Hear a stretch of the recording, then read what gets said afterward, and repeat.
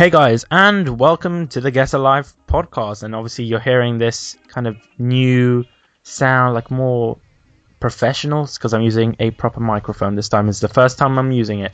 Anyway, moving on. You guys were saying a couple of episodes back that you wanted to see a Dead or Alive based episode and all these kind of things. And I do apologize that I waited this long, but you know, good things come to those who wait. And people are like, oh yeah, get some DOA pros on and things like that, but you know, I didn't get a DOA pro on. Instead, I got one of the best DOA pros on. It's Master. Introduce yourself. How's it going, everybody? This is Emmanuel Master Rodriguez. Most people just call me Master or the DOA superhero. I'm glad to be on the podcast. I thank Bish for taking the time to bring me on here. It's an honor. It's an honor to have you on. Anyway, obviously, we're going to be talking about Dead or Alive 5, anyway, and we're really going to talk about specifically the new Dead or Alive 5, which was released in 2012, and of course, a bit about DOA 5 Plus, but we're not really going to talk much on that because I don't think any of us really know much about that. Also, we'll be answering some questions that came from my mind, because unfortunately you guys didn't know, so I'm sorry that you guys weren't able to ask questions. But you know, we have the same minds. We can ask the same questions anyway. So yeah, yeah. Go ahead. No, I said great minds think alike. I'm sure the questions they have, you'll have it through your name. So yeah, first thing to start off with was, like I said, DOA 5 was released in 2012, I believe. No, September, wasn't it? Yes, it was September. And it's awesome. I'm going to let Master talk a bit more about that. Yeah, I mean, DOA 5 released in September last year, or late last year, you can say, for everybody. And I think it's a great game. I think it's fun. There's some things that I wish were a little bit different, but overall, you know, DOA still feels like DOA, and that's what's, I think, important to everybody, anybody that's a DOA fan. So if you don't have it, or if you're just, you know, kind of dabbling with it a little bit, don't be scared. Trust me, it's a great game. You guys need to get into it. There's a lot of things that Team Ninja put into the game, like DLC for costumes, stages, and great tools for anybody that is considering going pro or just considering to learn the game a little better to understand it while it's shown on streams or on stage. It's great. It's awesome. Well, that's good to hear. You mentioned stages, but there was only one stage released. Are you hinting something? No comment. That's good. No, I think in general it's just the fact that they have an interesting take on stages this time around than previously. The way they kind of transform before you, depending on the danger zones that you hit. And of course, they did bring in Zack Island. Will they bring in more stages? I don't know. We'll see what happens. Sounds a bit suspicious there, but I'm not going to really comment on that because I don't really want Team Ninja to be like, oh my god, Bish, I don't like you anymore. Yeah. Because after all, they are Team Ninja. They might have like ninjas. Yeah, exactly. They do. I don't want to get sliced up. That's funny. Hopefully not. Anyway, regarding this game, how does it differ from Dead or Alive 4 and previous installments of the Dead or Alive franchise? I think DOA 5 is different in the sense of, like, there's more emphasis in the environment, in the sense of things can blow up and change. The main difference between this game and the previous game will be the holds. The hold system is a little different. In DOA 4, you were able to hold almost immediately after certain stuns or just about in any particular situation. In DOA 5, it kind of brought back some of that DOA 3 or DOA 2 feel, in the sense of if you hit a wall or something goes on, in that sense, you can't really defend yourself. You kind of there's a little more punishment for bad positioning and bad defense overall. You know what I mean? So there's a lot more solid defense that needs to be played when playing against certain players. So if you get hit with a specific move, or if you get bounced off the wall, you're essentially paying a lot for it. So that's one of the key things. So I think it dabbles in a little bit in all the games because DOA 5 also brings in some of the stun system that was in DOA 4, which was you have to keep stunning the opponent in order to get a higher launch. Launching usually means knocking them up in the air where they're completely defenseless. You have to do that just as much as you did in DOA 4, whereas in the previous games you didn't have to as much. But the previous games had the wall bounce, which guaranteed certain combos. So it's interesting how they mix it all in there. Right? So there's obviously some key differences, like I said, with power blows as well. You can do power blows and critical bursts, which leave you vulnerable to a power blow, which can send you anywhere on the map essentially. And it's a nice animation. I like the animations. I like how it looks, the slow down on the speed. It's really cinematic. Half of those things I didn't actually understand. I'm just nodding like But the power blows are quite cool. But yes, I find them very difficult to do because as a beginner, all of these things I don't understand. I just mash buttons because that's what I'm used to because I play Dynasty Warriors, so that's pretty much all I do. Mash away. I see. So how do you think? I'm sorry. Go ahead. No. You're the guest, man. I was gonna say I think DOA the way it's made though overall, even if you're not fully aware of what you're doing, the animations are so smooth in the game. The game is just made in a way where even if you were to just smash buttons as a beginner, it would look cool. So I think that's what's really neat about DOA is that even though you're just kind of pushing away, the animations look natural to you and it makes you feel more engaged. And that's kind of the way it sucks you in. You know what I'm saying? It kind of gives you a little taste and you're kind of like, oh man, I got to keep doing this because that looked cool. Well, wouldn't you consider that as like a disadvantage to the game? Because obviously there's going to be many haters saying, well, people are just mashing buttons and things like that. What do you think about that?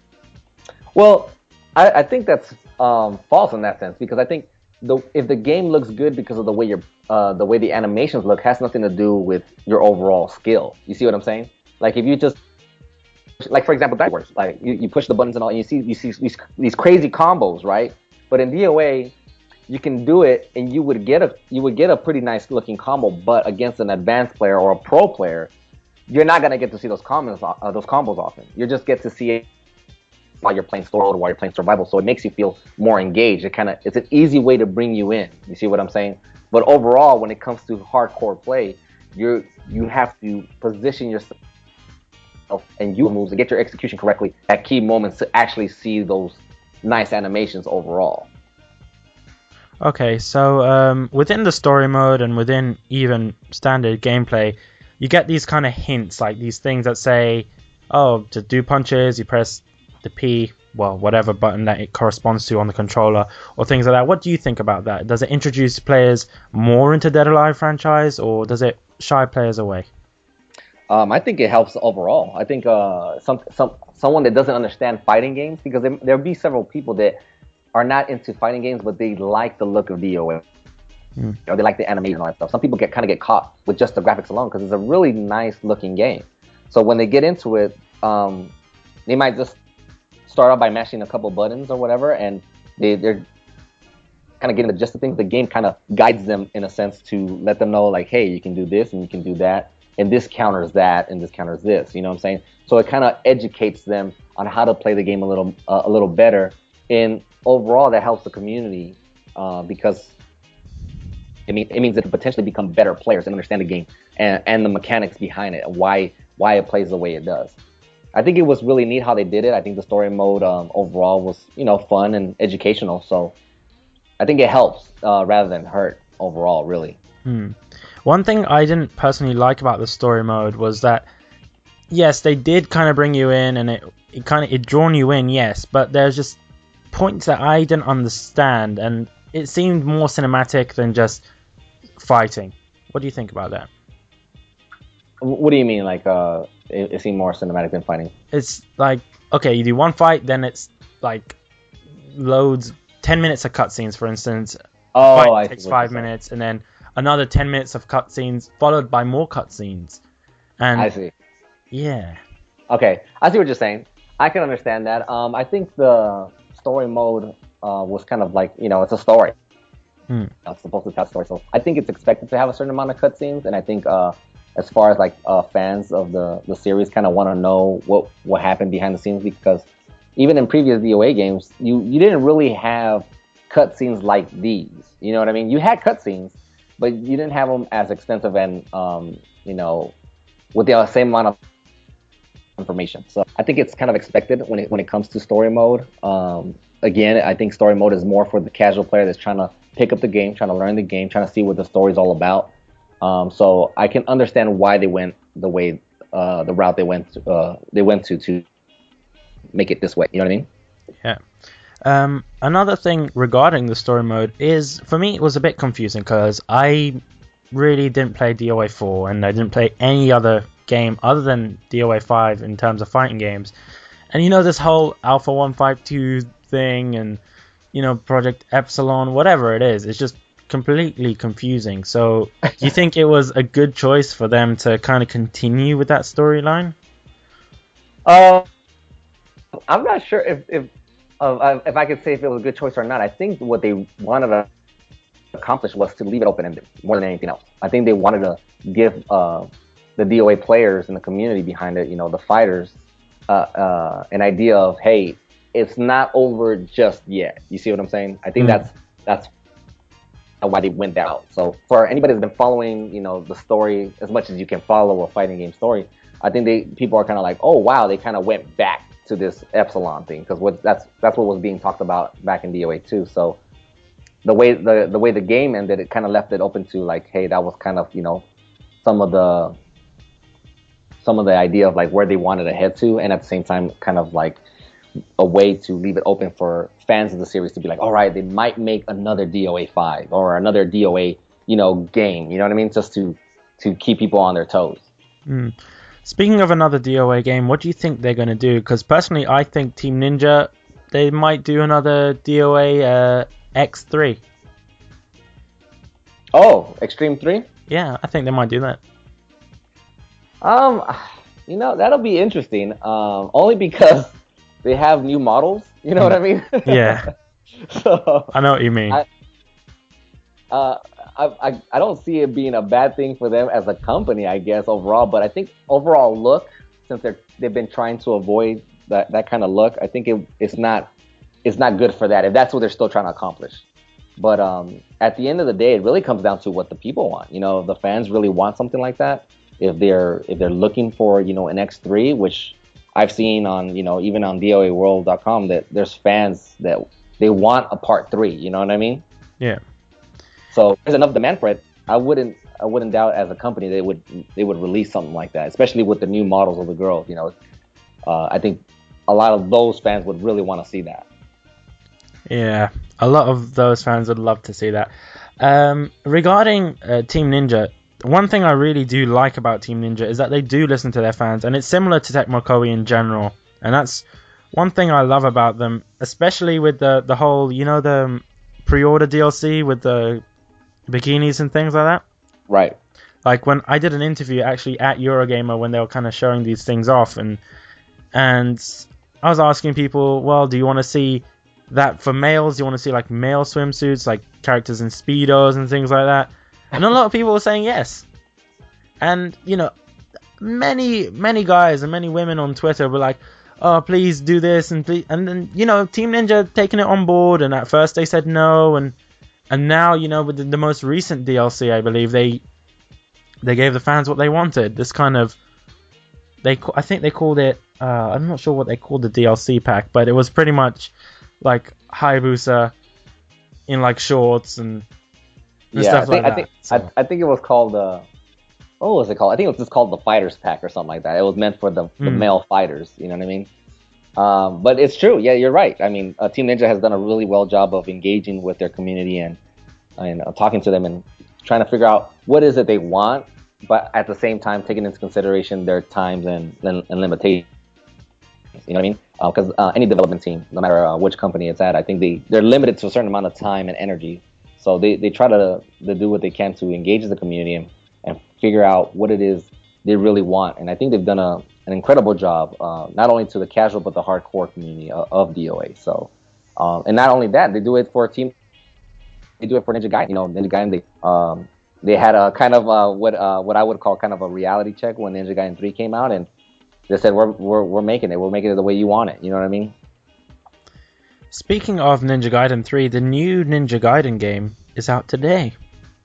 Yeah, I'm just putting that out there, guys. If you guys want to buy it, you can buy it from your local retailers. I do believe Game sell the game.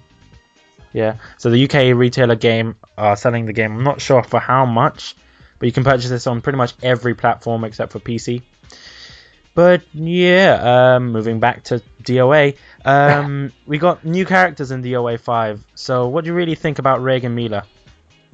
I think Reagan Mila was perfect for what the community wanted, because I think people wanted really, they wanted a Taekwondo guy. I think that was, there's even an interview back when I was in Japan with some of the other pros talking about, what other fighter can we include? It's like, they were asking, they were like, what other fighter do you think the community wants or whatever? And I think Taekwondo was something that was always talked about in DOA 4. And even back when DOA 4 was out, there was always a little square. If you go back to that game, there was always a little square that was always available there, and everybody always thought, oh, that's where the Taekwondo character is going to come out. He's going to be right there.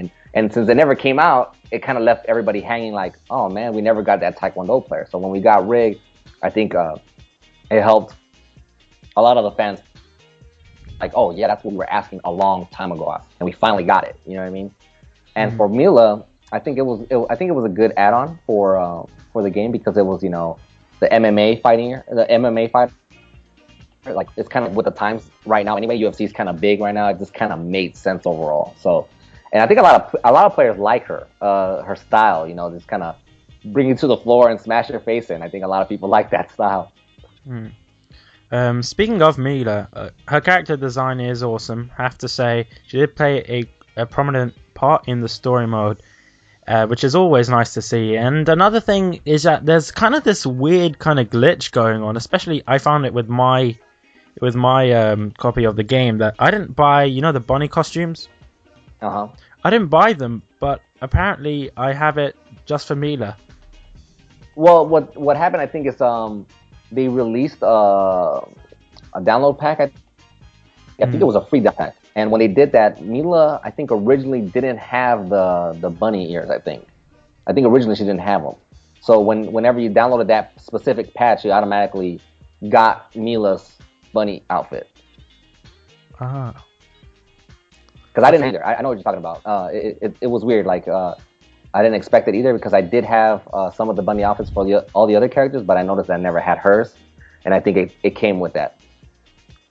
Okay, that makes a bit more sense now. I was thinking like, oh my god, this is glitched. And, yeah. But Team Ninja do put the best effort in with their title updates, especially with 1.03. Oh yeah. What do you think about that title update? The 1.03 update. Are you talking about the 1.03A update? Yes, the most recent update. Okay. Yeah, the recent update. I think it was good. I like some of the tools they added for Hayabusa, so I can't argue too much there. I think I think he needed some things that were already in the previous alpha demo that I didn't see in the final product. So it's good to see that those things came back, like his advanced mid-kick hold and certain setups that he had prior to the final release of the game. But I think what it did best overall is that it kind of balanced characters even more, because I know there were still a couple of bugs. People could backdash ridiculously fast, and one of the main bugs was, before the 1.03A came out, was the sit-down stuns were not allowing you to slow escape, and made it very difficult to, get out of situations, nearly impossible, essentially. And I think they fixed that. They fixed that pretty well, and the fact that they fixed some of the main bugs is always good. And in doing that, it kind of balanced the characters out. If you look at the most recent tournament that we had over here in America, Final Round 16, the top 8 final players, none of them were the same. They were different characters, and usually you don't see that. Usually you see either all Kasumi with a mixture of Genfus or something, or all Hayabusas and Hayatus. You know what I mean? It's usually like all ninjas or something like that, for as an example. But in this case, it was everybody. I mean, you're talking about Elena, Hayabusa, Sarah, Genfu. It was just a mix of characters, and that just shows people that are really interested into the game and getting into the game. It just shows that its balance is pretty well. You know what I'm saying? It's balanced enough. All these characters are viable during tournament play,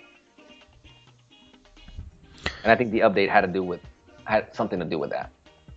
So you're talking about tournaments and things, and I've noticed that especially in the UK, I'm not really going to vouch on other countries here, but in the UK, you know, the DOA kind of tournament scene is virtually not there. There was pretty much only like one tournament, like in December or actually in January, I'm not sure. But why do you think that is specifically? Why do you think not many people are taking part in tournaments, and why do you think it's not as popular as compared to Tekken tournaments? I think some of the main things that hold it back is it still has the cover kind of blocking everybody's view. You know what I mean? It's kind of like the general idea of DOA to somebody that's already playing, let's say, a different competitive game. They just see it as, they just see the exterior part. They don't see the layers behind DOA. I mean, they just see it's, the girls, they kick high type of situation, and, I really don't care for that. When in reality, there's so many layers that go behind DOA, especially DOA 5 with a lot of the changes that they made. So really what it comes down to is kind of like the community, not just in the UK, but overall in the world, is to educate other players, be like, hey, this is what it is. This is what you're missing out on. You may think it's just nothing but that, but I always told people, even when the development of this game was going on still, I would say, it doesn't matter how beautiful your girls look. You can talk about, having, these big breasts, but in reality, it doesn't matter. We're beyond that point. And in fact, a lot of other games copied DOA and did the same thing. So to me, it's more of, regardless of how the game looks, if the game mechanics overall are really good, that's what matters most. That's what gives it replayability. People want to keep playing the game. And I think in America, we've kind of established that pretty well for the most part. We're still working on that, and we're still educating more players on it. And it's a work in progress. You just gotta show other people, like, hey, this is what you're missing out on. There's more to than just this beautiful outside cover to DOA. There's more to that, and you gotta show them, educate them. And I think another person that's in the European area is Emperor Cow. Emperor Cow has done a really good job of doing these tutorials, kind of showing other people and getting other major names involved with these tutorials. And that's a great help. He's gone above and beyond that. A lot of players wouldn't do this. You know what I'm saying? It takes a lot of time and energy. A lot of people don't understand that it takes a lot of energy to do these kind of tutorials and to get other people involved. So I think he's doing a great job as far as in the UK, Europe area to educate other players that are playing other games or fighting games in general, to kind of show them, hey, other people play this game because of these key things. The same things that you see in your game, you'll see in this game in a different way, but it applies in the same way, in a similar way. From that answer, I'm just thinking, wow, not many people would say such a thing about a game, and not many people are passionate about games like they used to be. And it's very, a lot of people, I'm guessing, will be listening because great minds think alike, like you said. Many people will be thinking just like I am and thinking, oh my god, this is you're making sense, and it's astonishing. That's the way to do it. It has to make sense, and you got to believe that it makes sense, because that's the whole idea behind it. Wow, this kind of caught me off guard. Which Mine equals one right now. Wow. Another thing is, just wanted to put something out there. My sister says hi. All right. Mainly because she's a big fan of DOA, and awesome. Yeah, when I told her, yeah, Master's going to be on the podcast, she was just like, oh my god. She's a big fan. Well, tell sister Bish that I said hello. Her name is Georgina, by the way. Just Georgina, okay. Georgina. Yeah. And anyway, she's probably like fangirling right now. But on a serious note, why? How did he get into DOA? What kind of attracted you to DOA? Because you seem like the guy that's not really about the other stuff, and you seem like the kind of professional kind of guy regarding DOA. So what kind of brought you into the franchise? Oh wow, it's funny you say that. Well, back in 1999, Mm-hmm. 1998, 1999, the Dreamcast had just came out, right? Mm-hmm. And I was like, man, I want to get this Dreamcast because at the time I was a big Capcom fan. My brother, he was a big Capcom fan. He liked Street Fighter, so I just grew up with Street Fighter and Capcom games.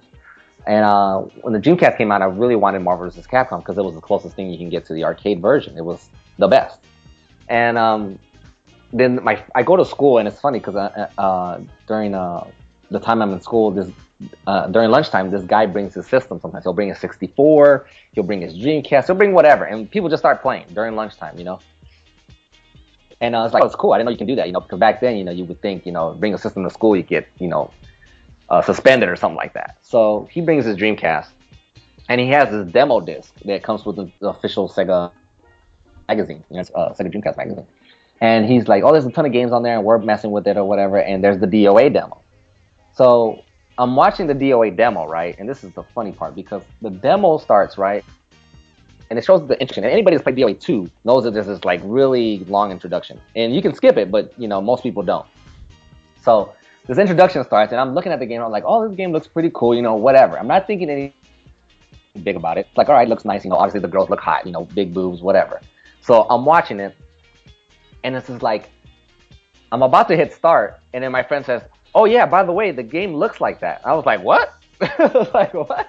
It was like it plays like that? It's like, yeah, that's not a C animation. It's like, that's gameplay you're looking at. I was like, shut up. And I'm like mashing start at this point because I want to see the game in action. You know what I'm saying? Because at the time, I think the only thing that was close to that was, what, Virtual Fighter, I think, or Tekken, as far as like graphically looking out, you know what I mean?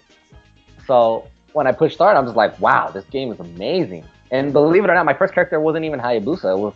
It was Kasumi. I was playing with Kasumi because I thought she was really quick and everything. I was like, all right, cool. She's quick. She looks hot. I'm like, I'm ready to play. Let's go. And that's kind of got into DOA, really. That's the beginning, the very start for me. And then after that, when I was in Dallas, I checked out the game in the arcade because they had an arcade and they had DOA 2 here. So I played in the arcade and I got used to the way the arcade plays compared to the home version. And I didn't know the home version had an arcade style as well, because if you go to the option menu on the Dreamcast, back in DOA 2, you can actually change it to the arcade setting, which changed the ability of how you hold attacks, how you counter hold attacks. DOA. That's the beginning of it. That's the short version. So why Hayabusa? What kind of brought you to Hayabusa? Well, anybody that's played the DOA 2 story mode with Kasumi, you have to fight Hayabusa in story mode, right? And I always thought the cutscenes in DOA 2 were amazing for its time. I was like, wow, this is awesome. So every time I had to fight Hayabusa, I just beat him up. I'm like, whatever, just beat him up, get him out of my way. He looks cool. I get it, whatever. But then he decided to hold one of my punches. He took me to the side and did an Izuna drop, and I just dropped Kasumi that day. I was like, I'm done. I'm picking this character. I'm like, I'm not picking any other character. Whatever he just did to me in the air, I need to be doing to everybody else. And ever since that day, I went to Hayabusa and never dropped him. I never went back to Kasumi or anything like that. After that move did it for me. And anybody that's listening, I'm telling you right now, no lie, I saw that move, I never went back. Wow, because funny story. The thing is, what actually made me respect like the Tecmo a bit more was kind of when I saw, in all honesty, when I saw the IGN Pro League thing, and then I think you were fighting someone. I don't really know. Let me just recall who that was. It was someone called Rikuto. I don't know. They were fighting as Bayman. Right. And yeah, and you'd done the Izuna drop. Like, I was like, what the hell? It was like, wow. It was like a drill. I was like, whoa. So then, a couple of days later, I bought like a couple of games, like, Ninja Gaiden, Warriors Orochi 3. But the thing is, in those games, and especially in DOA 5, it's very difficult to to do the Azuna drop. Yeah, I mean, a lot of people would say, a lot of people that play it competitively would say the Azuna drop is pretty easy to do, but overall, as much as people say that, like, honestly, nobody ever does it. It's like, people are like, oh yeah, I could just do this and get a shortcut and make it happen, but you'll never ever see that. Like, as much as some people think that, oh, I can do that, you know, it's easy for me and blah, blah, blah, you never see it happen like that in tournament play or at a high competitive state. Like, it's just, you either know how to do it or you just don't know how to do it. Because sometimes you have, I'm talking about milliseconds to input the command during certain situations. So it's just, you know, it's definitely not an easy thing to do, especially if you're trying to do the counter hold part of it. But it's rewarding, you know. It feels rewarding. I think everybody likes it. They see it and they're just kind of like, wow, this is awesome. You know, I'm gonna try to do that, and then they realize it's really not that easy, especially if they're in a real fight. You know what I mean? You say that you know, people don't really do it in tournament play, but I've seen you do it a couple of times. So how do you pull it off? Like, well, I know the move. I've been doing the move for a long time, and I've studied the move, and I make sure to get it down. I used to go through some funny training styles of like trying to just make sure I always did the Azuna drop, no matter what. And what I meant by like people not doing it in a tournament, I meant in the sense of like people that usually think they can do it easily, but it's really not done. I mean, I can do it because I've done it for a long time, and even sometimes I'm even caught off guard. Still to this day, occasionally I'll still get caught off guard depending on which one I'm trying to do, since he has several different ways of doing it.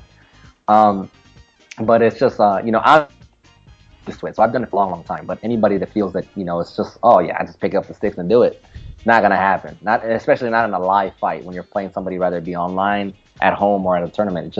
It's not as easy as you think, especially since they made it even harder to get the initial part of it during the best of state, which is the defensive hold, and it's just, you got to be ready for it. So has it remained, like, the command for it, has it remained the same since the early DOA games? Yes, it has remained the same. It hasn't changed, with the exception of the first DOA game, where that one was kind of ridiculous to do, because you had to do the initial part with the throw, I believe, and then it's been a long time since I've done it on that one. You had to do the initial part with like a throw option, and then the second part with like the hold button, and then the third part with something else. It was kind of funny and kind of ridiculous, because like you couldn't do one part with the same button. You had to switch buttons, and then you still had to do the directional inputs and then switch buttons again. It was kind of funky. But ever since then, after DOA 2 moving forward, it hasn't changed. It's the same command still. Because, like I said, it is very difficult to do. Still haven't been able to do it on Dead or Alive 5. You'll get it. Practice. Just practice. I don't think any amount of practice will help me there. Personally, I'm not really good at Dead or Alive 5, because, you know, I normally play hack and slash games, you know, like Dynasty Warriors, so I'm the Koei side of things more than Tecmo. But yeah, like I was saying, the easiest game to actually do the Azuna drop for Ryu Hayabusa, do you know what it is? I'm guessing you're gonna mention Ninja Gaiden, I guess. I don't know. No. Easier than Ninja Gaiden. Ninja Gaiden's crazy. It's actually Warriors Orochi 3. It's a game made by Tecmo Koei, and of course they have characters. Team Ninja's put some characters in there like Ayane, Ryu Hayabusa, some other characters. It's pretty much a mosh pit of all of the Tecmo Koei games, and yeah, it's a hack and slash game. I would say very simple to play when you're playing on lower difficulties, but when it gets to high difficulties, it does get a lot harder. But I digress. Like I said, Ryu Hayabusa's Azuna drop for that is just square, triangle. That's it. That's it? That's all you need? It's the same effect. It looks pretty awesome. It's just very easy to do. You get the same satisfaction. Wow, you're right. It is even easier than the Ninja Gaiden one. Yeah. It is pretty easy. But hey, at least you get to do it. Now you can say you can do it. Yeah. I don't need to specify what game. I can say, yeah, I can do the Azuna drop. Yeah. Exactly. Just leave it at that. Don't even go further than that. Just be like, yeah, I can do the Azuna drop. Okay, cool. So if let's say a company like Team Ninja were like, okay, Master, we want you to do an Azuna drop in real life, what would you say to that? I'll be like, Where do you want me to do it off? Where do you want to go off of the ceiling? Off of what do you want me to do it? Let's say trampoline. They give you a trampoline and they're like, do it. I would do it. I can do it, man. I gave Hayabusa that move. You know, you didn't know? I gave it to him. I wouldn't be able to do it. I'd break my back for sure. I would want to try to do that, but after leap of faithing, I don't think I'll be on the trampoline ever again. Oh my goodness. Funny story about that, guys. If you didn't know this, I was actually on a trampoline. I'm trying to do a front flip, and I mess it up, and I do a leap of faith. Yeah.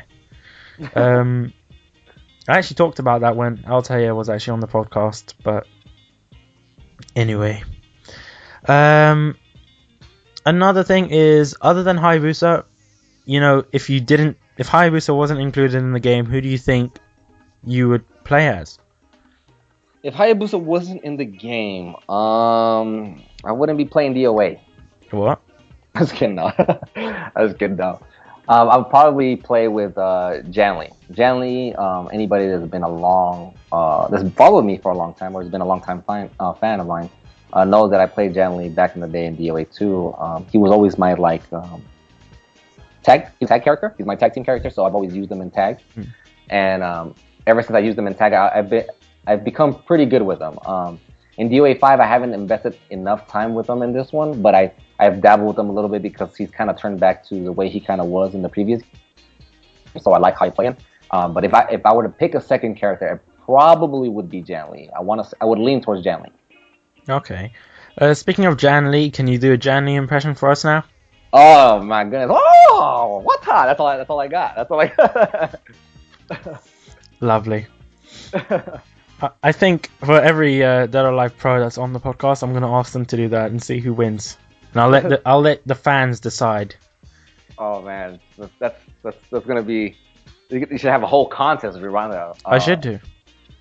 I'm on you. The problem with contests is that firstly deciding who's going to win and prizes, unless it's just like a contest for dignity. Yeah. Oh my goodness.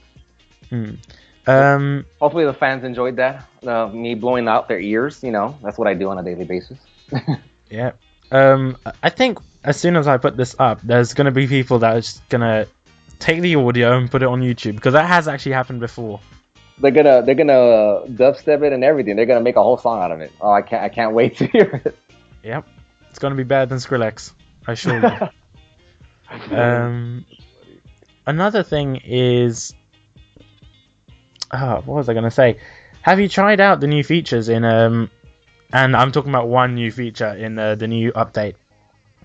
For which version? Let's put it that way. For DOA, PlayStation. I actually recently PlayStation. Everybody knows me for being on Xbox, so this is news to a lot of people still. I got a PlayStation recently, and I have my own PlayStation ID on there and everything. But I haven't had a chance. I haven't had the honor to mess with the new features for the PlayStation yet. But I've heard of them. And I think somebody has shown me a video about it, and I can't say that I messed with it yet. Because just the other day I put a video up on that. It might have been a video that I saw. Who knows? it might have been. I don't know. It was actually Ayane. So if it was Ayane, then it was probably my video.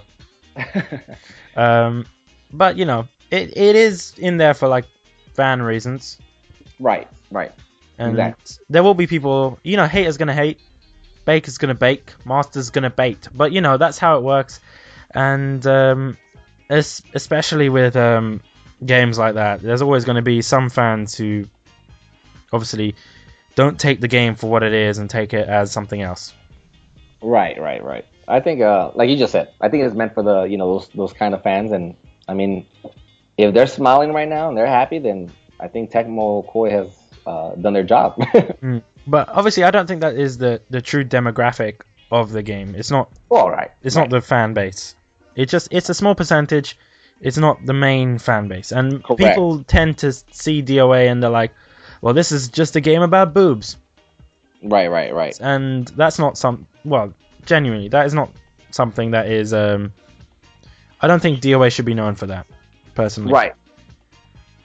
Exactly. I 100% agree with you. It's not just about that. Like you said, it's just something that kind of caters a little bit to that, but and it's just like costumes and stages and ninjas. It's part of everything. Like you can't just take one thing and take it to the absolute and be like, oh, it's just about that. So I agree with you, and I think it's just just an extra feature. Another thing I really wanted to talk about is after playing the story mode, I'm seeing all these names in the credits. I see Swoozy, get a bit happy. I'm like, oh, Swoozy, I know that guy. See Chosen One, I genuinely don't know who he is, but I listened to his music after the game. Obviously, didn't know him beforehand, and then I see your name, and I'm like, okay, cool. Why were you guys involved in that? Like, why were you in the credits? Oh, they just love us. They just wanted to put us in there. That's the reason why we're on there. I'm just kidding. No, actually, I think a lot of people don't know this.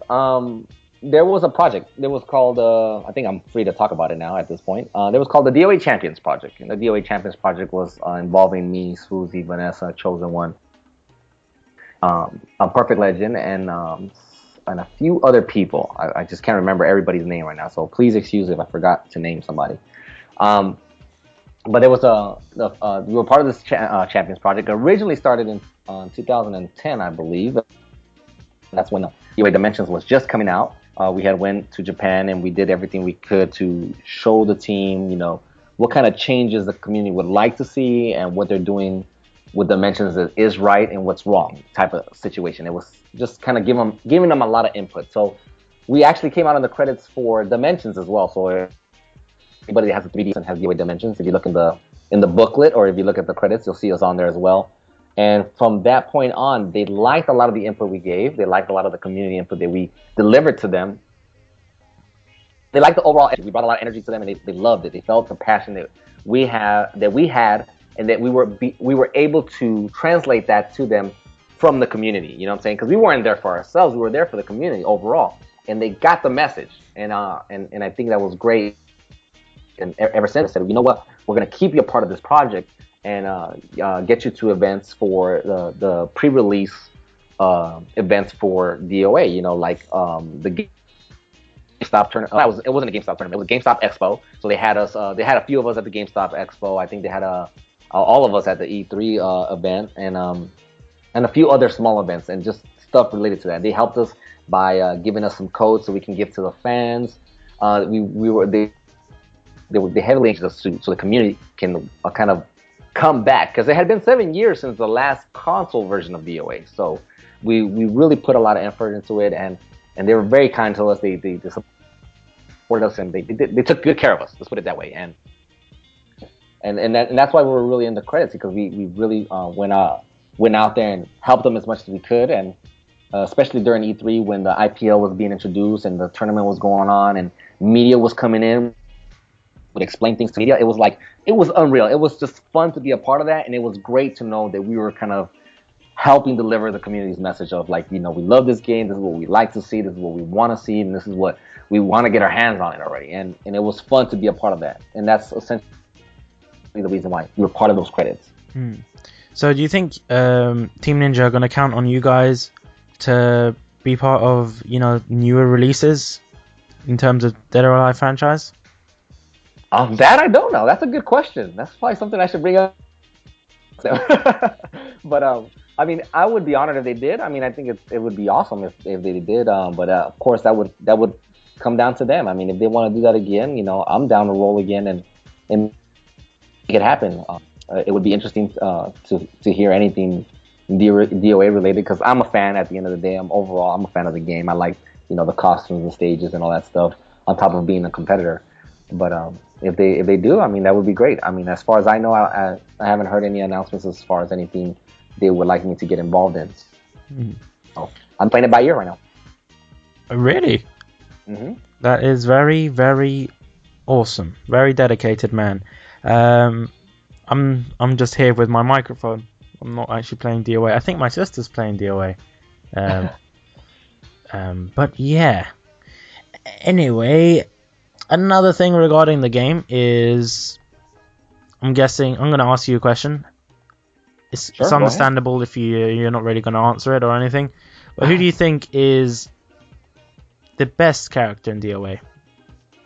The best character. The best overall.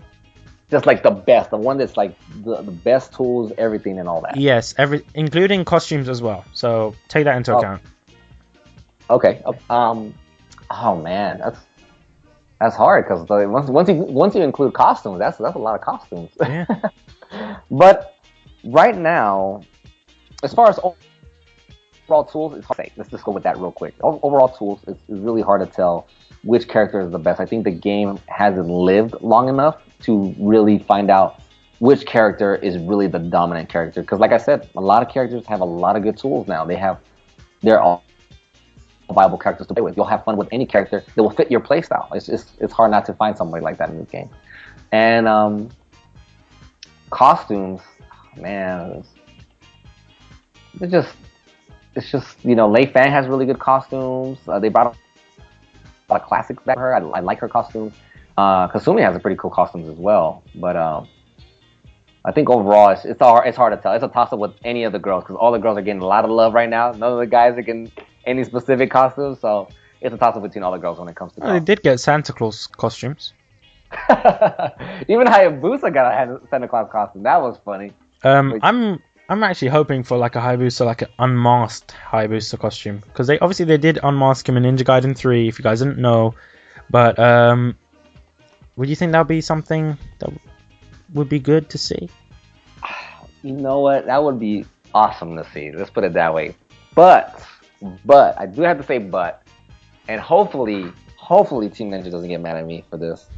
Last time I spoke with them, they told me that wasn't gonna happen. And I was like, why? Why would you do me so dirty? Like, why not?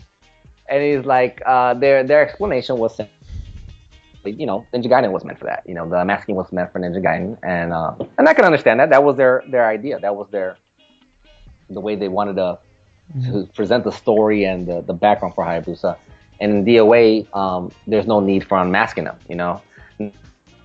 Granted, in past games, I understand that you particularly haven't played any or many of the past games. Previously, Hayabusa has been unmasked before. He had a costume where he was unmasked. And actually, one of those costumes is my main costume. In fact, the costume I use today is not even my main costume. That's not even the costume I usually use. I usually use one that has him unmasked. Now, to me, it doesn't make a big difference if he's masked or unmasked, really, in that costume, as long as I have that costume. But I don't think Team Ninja will bring it in unmasked, at least. They might bring in that costume and have him masked again. But it really comes down to, what I would like to do? I'd like to challenge the people that are listening to this right now. I'd like to challenge them right now. If they really want that, and I mean really, really want Hayabusa with a costume, with it unmasked, or having the option to have any of his costumes unmasked, kind of like the girls can have their ponytails or whatever, I'd say hit Team Ninja up. Let them know. Let them know you want to see it. Let them know. And they've listened to you guys in the past, so I would not be surprised if they see a lot of support for that, they would do it. Okay. Another thing regarding Hayabusa's costumes is his blue costume. Personally, I have played the older Ninja Gaiden games on the Nintendo Entertainment System. Mm-hmm. So, his blue costume is very reminiscent of that. And I'm like, oh my god, that's his NES costume from the original Ninja Gaiden. It was really nice to see. What do you think about that? I liked it. Actually, I think they... because they always had that costume in the previous DOA games.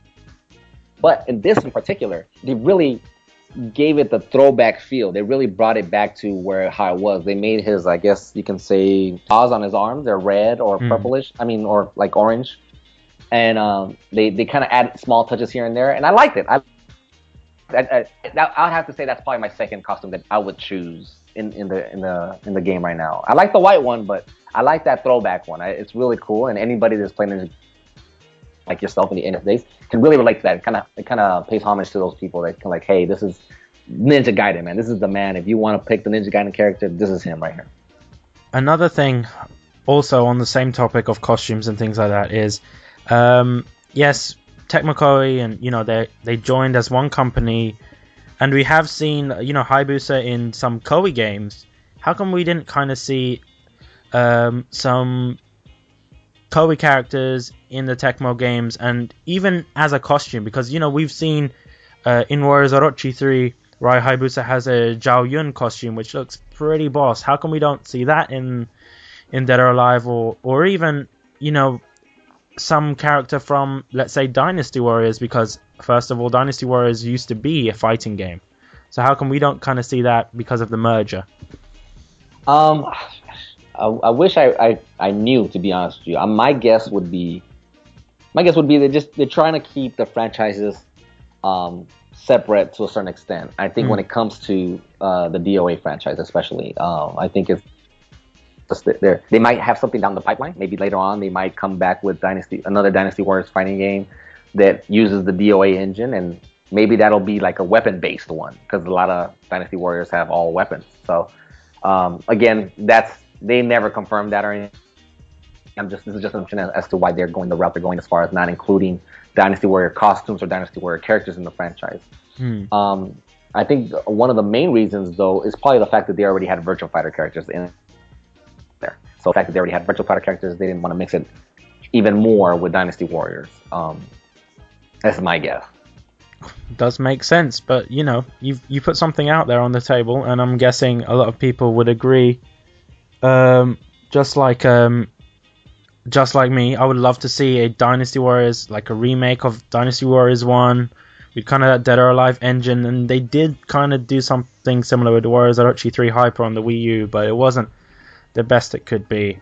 So maybe I'm just, fingers crossed, I'm just hoping this is real, and maybe maybe Team Ninja will be like, okay, Bish, we're gonna do it just for you.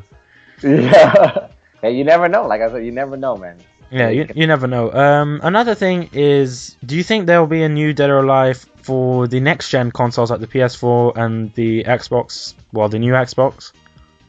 Oh, I see what you're saying. Listen, I'm no expert, but last time I checked, every time a new console came out, a new DOA came out. That's all I'm saying. I'm just saying. I'm no expert. I'm just saying, when the Dreamcast came out, DOA 2 came out. Even when PS2 was out, DOA 2 and DOA 2 Hardcore came out. When the Dreamcast came out, I mean, not the Dreamcast, I mean the Xbox came out, DOA 3 came out, Xbox 360, DOA 4 came out. I'm just going off of history. So I would not personally be surprised if the next gen consoles came out with another DOA. Okay. That is very insightful. Another thing is, what do you think Koei kind of brought to the franchise? Because, of course, there were talks about this ages ago that, you know, Tecmo was actually going to team up with Square Enix instead of Koei. So what do you think Koei kind of brought to DOA and to Tecmo? I'm not. Well, first of all, if Tecmo would have gone with Square Enix, we would have had Dead Fantasy. So that would have been crazy. But if you haven't seen Dead Fantasy, for anybody that doesn't know of Dead Fantasy, just go on YouTube and search Dead Fantasy. You'll know exactly what I'm talking about very quickly. But if as far as Koei, I'm not 100% sure as to, during my involvement with Team Ninja or the Tecmo reps, I wasn't very involved with like what Koei was doing, so I couldn't really tell you what Koei has brought to the table for Tecmo and Team Ninja. Anything else, they brought I guess some sense of stability overall for the company, so they can make DOA 5. I guess you can say that. I mean, I really don't know. I really couldn't comment. This is just me guessing. I'm not sure what Koei has was brought to franchises like Ninja Gaiden and DOA especially.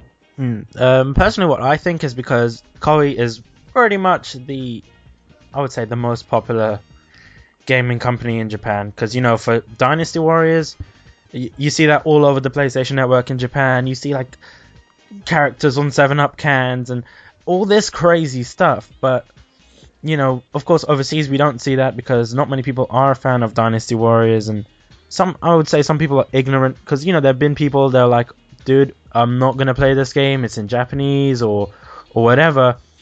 And what would you think would happen if, let's say, for the next DOA game they're like, nah man, we're not gonna do English voices, we're just gonna leave it Japanese voices? I mean, as far as something as small as that, I wouldn't be hurt, or I wouldn't be concerned. As far as your casual person, I don't know. I don't know if they plays that think overall, I think all those games have always come Japanese. You know what I mean? Even a lot of the fighting games in general were always just Japanese voices only, including DOA when it started. So to me, it's like something like that. I don't think it would play such a big role overall. Bear in mind that people in the United States, if it doesn't have an English voice track, it won't be released as a disc on the PlayStation. What do you mean? As in, this actually happened with numerous Koei games that if the game doesn't have an English voice track, if it doesn't have English voices, and then let's say it's Japanese voices only with English subtitles, the game will not be released as a disc. It would only be released as a digital download. Yes, that is true. You can go check on the PSN right now. Is that why One Piece was like that? One Piece, the Dynasty Warriors? Yes, Pirate Warriors, I think so, yeah. Wow, I did not know that. It's the same with Warriors Orochi 3. It's the same with Dynasty Warriors 7 Empires, and people were fearing for Dynasty Warriors 8 that this is going to be the same kind of situation. But it's the same with other games as well, not just the Koei games. Right. There's other people that follow that. The same business, I guess. Which is, many people really dislike that. So, absolutely. I mean, if let's say Team Ninja decided, okay, let's just do this, we're gonna maybe save a bit more money or whatever for any reason, I would think the fans would be a bit pissed off. Oh, exactly. Yeah, absolutely. Especially the PlayStation fans, because they didn't get DOA 4. Right. They didn't get DOA 3. So I totally understand. Yeah, that would be brutal. Can't have that. English voices it is. I'll be the voice actor to half the cast. Let's go. Wow, great minds do think alike, because even for Dynasty Warriors, I was willing to do that. I'm telling you, you can pay me pennies. Let's go. Wow. Pay your pennies. Pennies, man. Speaking of pennies and money in general, this is a note to the fans. If you guys are in the EU, like the Europe and things like that, and you have PlayStation Plus, the subscription from PlayStation, you can actually download Dead or Alive 5 for free. The whole game. I'm not sure if that's the same applies to United States of America, but it gives you another reason. If you have PlayStation Plus subscription, gives you another reason to play Dead or Alive 5, try it out. At the end of the day, it's free for you guys, so might as well. I think is that only exclusive to PS3? I think they also did that on the Vita. I think they did that for the Vita as well. I'm not sure. I think possibly. I think you can download it on the Vita for free as well if you have the PlayStation Plus. I could be wrong. Might as well give it a shot if you have it already. Alright guys, obviously there's too much epicness going on right now, so if you want to hear the rest of the conversation, be sure to check out the second part of this episode, which will be out next week. Also, remember to follow Team Ninja and Tecmo Koei Europe for updates regarding DOA and other awesome games. And if you want to purchase DOA in the UK, be sure to purchase it from your local game retailer. Hope you guys have enjoyed this part 1 of this episode, and we'll catch you all next time.